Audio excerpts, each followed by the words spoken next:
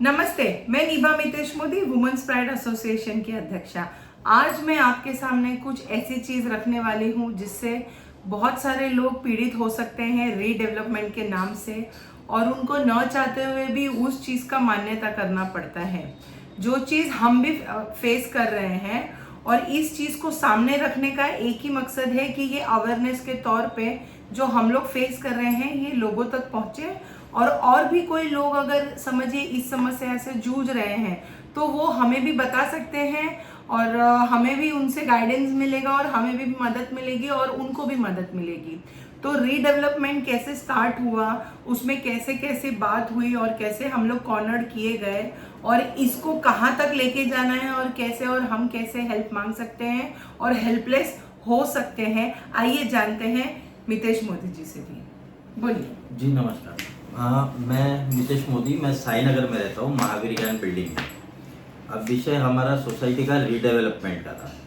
तो रीडेवलपमेंट का विषय जब हमारे सोसाइटी में चर्चा में आया था, जनरल मीटिंग में, एजीएम में, तो काफ़ी सारे लोगों को मौका मिला था कि आप अपनी तरफ से बिल्डर लेके आइए। तो सबने अपनी तरफ से कोशिश भी की थी, पर कुछ हो नहीं पा रहा था क्योंकि डॉक्यूमेंट्स सोसाइटी की तरफ से किसी को मिल नहीं रहे थे। काफ़ी लोगों को, जो सोसाइटी के सेक्रेटरी, चेयरमैन, ट्रेजरर है, जो खास लोग थे, उनको पहले ही डॉक्यूमेंट्स मिल चुके थे, और काफ़ी लोगों को मिले भी नहीं थे, जिसकी वजह से वो बिल्डर्स के साथ अप्रोच नहीं कर पाए। तो अचानक एक दिन हमारे सोसाइटी में एक बिल्डर आए जिनका नाम है मैसर्स वी रियल्टी। ये हमारे सेक्रेटरी की तरफ से आए हुए थे। हमें कोई आपत्ति नहीं थी उनसे, हमें कोई ऑब्जेक्शन नहीं था कि चलो बिल्डर आए तो हम, अच्छी बात है, हमारा रीडेवलपमेंट का काम अभी स्टार्ट होगा। अब दिक्कत कहाँ शुरू हुई कि 1 सितंबर 2024 को जब एजीएम हुई तो वो बिल्डर आए। बिल्डर ने सबके सामने कहा कि आपका जो कारपेट एरिया है उसमें आपका 15% रिडक्शन होगा। मतलब जो अभी कारपेट आप यूज़ कर रहे हैं 15% कम करके हम आपको देंगे। अगर आपको कम नहीं करवाना है तो जो आपका एक्चुअल कारपेट है अभी, उसको 2000 से मल्टीप्लाई करके जो अमाउंट होता है वो उनको दीजिए, तो वो रीडेवलपमेंट करके देंगे।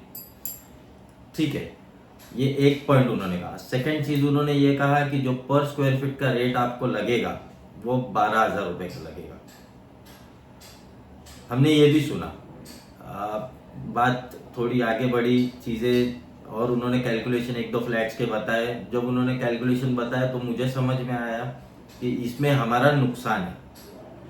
तो ये चीज मैंने मेरे सोसाइटी एजीएम में जब बिल्डर चले गए उसके बाद मैंने समझाने की कोशिश की लोगों को कि अगर आप ये प्रपोजल एक्सेप्ट करते तो हमें किस तरीके से इसमें एक्स्ट्रा पैसे भरने हैं हमारा घर बचाने के लिए। तो उस वक्त किसी को नहीं समझ में आया वो चीज़। अब ये सिलसिला वहीं पे रुक गया। मैं नेगेटिव हो गया पूरा कंप्लीटली सोसाइटी के सामने, क्योंकि मुझे जो कैलकुलेशन समझ में आई, जो बिल्डर ने समझाई थी, तो उस हिसाब से मुझे 14-15 लाख रुपया भरने आ रहे थे। तो मैंने उस चीज़ को इग्नोर कर दिया कि मेरी अभी कैपेसिटी नहीं है भरने की, मैं नहीं भरूंगा और मुझे ये नहीं जमेगा। जो मुझे सही लगा मैंने किया। अब सोसाइटी ने उस चीज़ को किस तरीके से लिया, उस चीज़ का मैं आपको डिटेल में अभी समझाता हूँ। अब हुआ ये, एजीएम खत्म हो गई, 2-3 दिन बाद सोसाइटी में बिल्डर की तरफ से एमओयू आ गया। एमओयू आ गया, ये एमओयू का कॉपी है मेरे पास। जब एमओयू आया तो बिल्डर के एक एजेंट है, रविश करके लड़के हैं, उन्होंने जो हमारे सेक्रेटरी, चेयरमैन, ट्रेजरर है, उनको भेजा व्हाट्सएप पर, और एक कॉपी भी उनको देके गए। तो लगभग 20-25 दिन बीत गए। मुझे पता नहीं था इस चीज़ के बारे में, मैं कमिटी मेंबर हूँ जबकि। तो धीरे धीरे जैसे टाइम गया, 25-26 तारीख आई, तो अचानक एक दिन एक सोसाइटी के किसी से मुझे पता चला कि ऑलरेडी एमओयू आ चुका है और 12-13 लोगों ने साइन कर लिया है। तो ये एक विषय है। तो मैंने सोसाइटी से बात की कि आप मुझे एमओयू का क्या आया है वो बताइए। तो उसका रिप्लाई नहीं आया। तो उसके पहले मैंने सोसाइटी से कहा था कि ये जो बिल्डर, हमें दूसरे बिल्डर को कंसल्ट करना चाहिए कि जो ये हमें ऑप्शंस दे रहे, जो इन्होंने हमें कोटेशन दिया है, क्या वो सही है। उस चीज़ के लिए मैंने सोसाइटी से डॉक्यूमेंट्स मांगे थे, जैसे कि फ्लोर प्लान हो गया, 7/12 हो गया, कन्वेंस का लेटर हो गया, फिर आपका ऑटो कैड का कॉपी हो गया, और अन्य डॉक्यूमेंट्स मैंने मांगे थे। ये मैंने व्हाट्सएप पे मांगे थे कई बार, पर मुझे उसमें कोई रिप्लाई नहीं मिला। अब रिप्लाई नहीं मिला तो फिर मैंने उनको पर्सनली व्हाट्सएप पे डाला, उस पर भी रिप्लाई नहीं दिया। तो मैंने सोसाइटी को वॉचमैन के थ्रू लेटर भेजा। अब लेटर मैंने फर्स्ट लेटर भेजा था 4/9 को कि मुझे डॉक्यूमेंट्स चाहिए। हमारा एजीएम हुआ 1/9 को, 4/9 को मैंने डॉक्यूमेंट्स के लिए लेटर भेजा। अब 2 कॉपी भेजा था मैंने, एक रिसीविंग के लिए और एक सोसाइटी के पास रहे। वो ना मुझे रिसीविंग मिला, ना सोसाइटी ने उसके ऊपर कुछ एक्शन लिया, उसको लेकर साइड में रख दिया। अब काफ़ी टाइम बीत गया, मैंने 10 दिन गए, फिर मैंने उनको लेटर भेजा 13 सितंबर को अगेन। ये देखिए, ये रहा लेटर। 13 सितंबर को मैंने वापस लेटर भेजा वॉचमैन साहब के हाथ से। उसमें भी उनका कोई रिप्लाई नहीं आया, ना मुझे रिसीविंग कॉपी आया। उसके बाद मैंने सोसाइटी को रजिस्टर्ड एडी भेजा। अब रजिस्टर्ड एडी भेजा तो ये सोसाइटी ने इसे क्लेम नहीं किया, ये अनक्लेम में गया। ये मेरे पास रिटर्न आ गया अनक्लेम करके। ये मेरे पास कब रिटर्न आया? ये आया, ये 28/9 को मैंने भेजा था, ये अनक्लेम होके आया 1/10 को। ये मेरे पास अनक्लेम होके आया। अब 1/10 नहीं, एक टेंटेटिव डेट है 1/10, बट उसके आसपास ही आया। 4-5 दिन पोस्ट ऑफिस में था जब सोसाइटी ने अनक्लेम किया था। अब इस दौरान मैंने रजिस्टर ऑफिस में एक लेटर दिया था कि सोसाइटी को मैंने काफ़ी टाइम से लेटर्स भेज रहा हूँ, मुझे डॉक्यूमेंट्स चाहिए। उस चीज़ के लिए मैं डॉक्यूमेंट्स के लिए मैंने सब रजिस्ट्रार में लेटर भेजा था।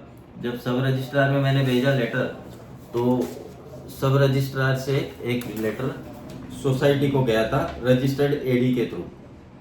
ये मैंने 4/9 को भेजा था सब रजिस्ट्रार को, ठीक है। तो ये जब सब रजिस्ट्रार ने उसका 1 हफ्ता 10 दिन बाद मुझे बुलाया, मुझे एक कॉपी दिया उन्होंने। ये उन्होंने मुझे कॉपी दिया 25/9 को, और ये सेम कॉपी उन्होंने रजिस्टर्ड एडी किया था सोसाइटी को। सेम चीज सोसाइटी ने उसे भी अनक्लेम कर दिया और सब रजिस्ट्रार के पास वो कॉपी चली गई। अब हुआ यूँ, फिर मैंने एक और व्हाट्सएप पे पर्सनली सबको मैसेज किए कि मुझे डॉक्यूमेंट्स चाहिए और मुझे एमओयू देखना है। 16 ऑफ अक्टूबर को मैं रविश करके जो ये बिल्डर के एजेंट है यहाँ पे, उनसे मिला।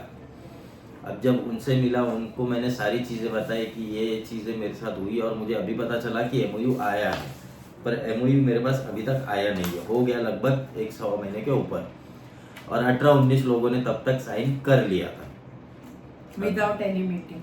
मीटिंग तो ठीक है, बट मैं एज एन कमिटी मेंबर मुझे पता ही नहीं।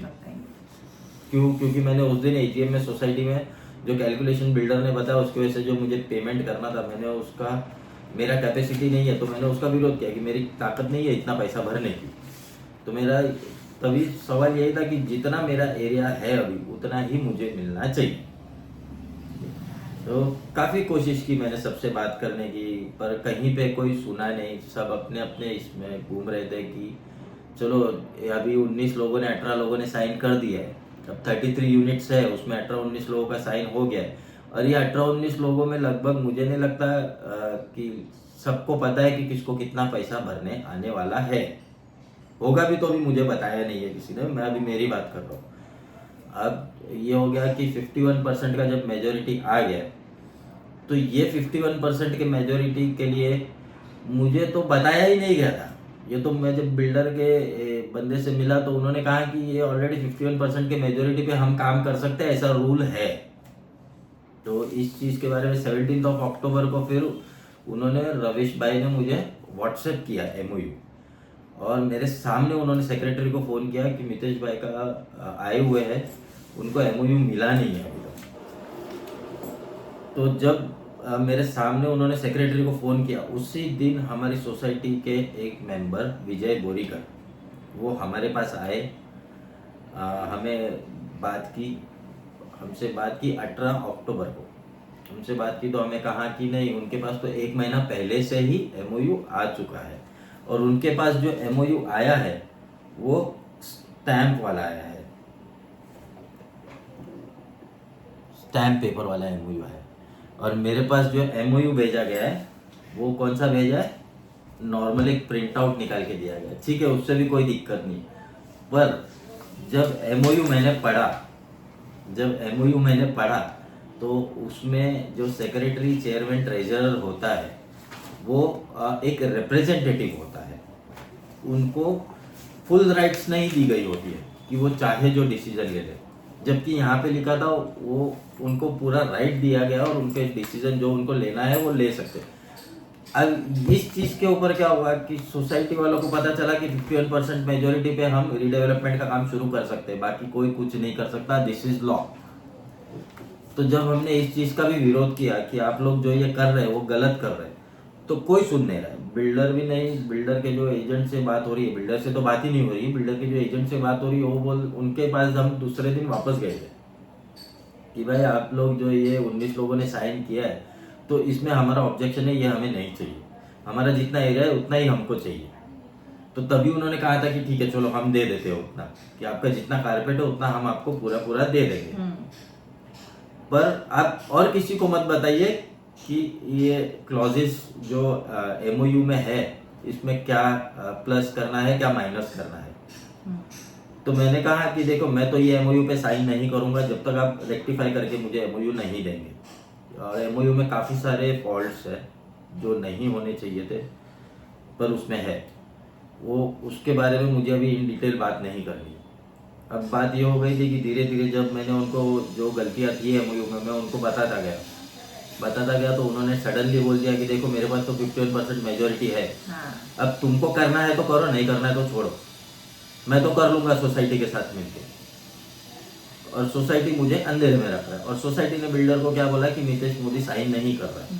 हमने 4-5 बार कोशिश की पर वो साइन नहीं कर रहा। लेकिन सोसाइटी की तरफ से हम लोगों को कोई जानकारी नहीं आई है, कोई पेपर वर्क नहीं आया है, ना वर्बली ना पेपर वर्क, ना कोई इंफॉर्मेशन। टाइम एमओयू से लेकर मीटिंग तक, सिग्नेचर करने तक, 51% अग्री करने तक का हमको सोसाइटी से personally as a flat owner नहीं आया है। ये हम लोग खुला बोल रहे हैं, नहीं आया है। और इसकी जानकारी हमने registrar office, police station, builder के ब्रोकर, एमएस रियल्टी वी जो साईनगर में स्थित है पद्मावत के नीचे, और ये पर्सनली हम लोगों ने जो कमेटी मेंबर है उनको भी बताया है कि हमारे तक कुछ भी नहीं आया है। अब ये चीज़ें हो गई इंदौर में। अब क्या किया मैंने, जब मुझे बिल्डर के बंदे ने कहा कि हम 51% मेजोरिटी के साथ हम काम तो शुरू कर देंगे, बाकी आप देखो कैसा आपको लगता है। तो हमने एक और पत्र सब रजिस्ट्रार में भेजा, उसमें हमने यही चीज़ें लिखी थी कि सोसाइटी और बिल्डर मिलकर 51% का जो ये गेम है न्याय का, उसमें हमें फंसाकर जबरन हमसे साइन करे और हम उनकी बातें मान ले, इस चीज का प्रेशर डाला जा रहा है, दबाव डाला जा रहा है और इग्नोर किया जा रहा है। जो चीजें मैं पूछना चाहता हूँ उस चीजों को इग्नोर किया जाता है, कोई सुन नहीं रहा है। अब काफी कोशिश की, प्यार से लिखा पढ़ी करके, पत्र व्यवहार करके बहुत कुछ किया। जब मैंने बिल्डर का नाम डाला और कल ये पेपर मैंने जो सब रजिस्ट्रार में 2 पेपर जो हमने दिए थे और जो सब रजिस्ट्रार से हमको रिप्लाई आया था फर्स्ट, ये तीनों पेपर हमने पर्सनली सारे ग्रुप मेंबर्स को भेजे, पर्सनली भी भेजे, सारे सोसाइटी मेंबर्स को भेजे, सारे पर्सनल अकाउंट में भेजे, व्हाट्सएप में। तो शाम को कल विजय बोरीकर साहब आए हमारे पास, जो सोसाइटी के मेंबर है, वो एमओयू लेके आए कि मितेश भाई आपको एमओयू देखना था तो हम लेके आए हैं, आप देख लीजिए एमओयू। अब जब वो एमओयू लेके आए तो मेरे ऑफिस में जब आए उसके पहले ही, अंदर आने के पहले ही उन्होंने बोल दिया कि देखो हमको तो पता है कि आप साइन नहीं करोगे, पर फिर भी एक एज एन फॉर्मेलिटी हम लेके आए एमओयू आपके लिए, आप देख लीजिए आपको क्या देखना है उसमें। और ये जो एमओयू मेरे पास है, मैंने जो चेंजेस करने के लिए कहा गया था उसमें से तो कुछ भी चेंजेस नहीं हुआ है। एज एन कोरा जैसा उन्होंने पहला एमओयू ये वाला भेजा था वैसा ही एमओयू आया हुआ है। इनफैक्ट उसमें काफ़ी जगहों पे पेंसिल से सर्कल करके लिखा गया है। मेरे पास फोटोज, इमेजेस, वीडियो सब है उस चीज़ के। अब कायदा ऐसा हमारा कहता है कि मैंने कई वकीलों से भी बात की, वकीलों ने क्या कहा कि अगर 51% आपके फेवर में नहीं है, सोसाइटी के बिल्डर के फेवर में है, तो आप इसमें कुछ भी नहीं कर सकते, आपको उनकी बात सुननी ही होगी। तो मैंने प्रशासन से गुहार लगाई, मैंने कोर्ट में जाने की कोशिश की, मैंने सब रजिस्ट्रार को बोला, मैंने ऑनलाइन कंप्लेंट किया, मैंने टाउन प्लानिंग में लेटर दिया, कई जगहों पर मैंने इस चीज़ के बारे में बात करने की कोशिश की, पर कहीं पर कोई ऐसा नहीं मिला मुझे कि जो इस चीज़ का सॉल्यूशन मिले। ऐसे मेरे जैसे कई लोग होंगे। तो मेरी गवर्नमेंट से यही गुजारिश होगी और मैं इसके खिलाफ लड़ता ही रहूँगा। मैं यहाँ चुप नहीं बैठूंगा, मैं लड़ता ही रहूँगा, क्योंकि मेरा घर जो है वो मेरा माँ बाप का मेहनत का घर है और उसको मैं खो नहीं सकता, नहीं खो सकता। चाहे कोई भी। आज सोसाइटी के जो सेक्रेटरी है, जो ट्रेजरर है, जो चेयरमैन है, वो पता नहीं कौन से ईगो पे बैठे हैं। उनको हमने एक रिप्रेजेंटेटिव बनाया, पर वो ऐसा कर रहे हैं कि ये सोसाइटी उनकी ही है। हाँ।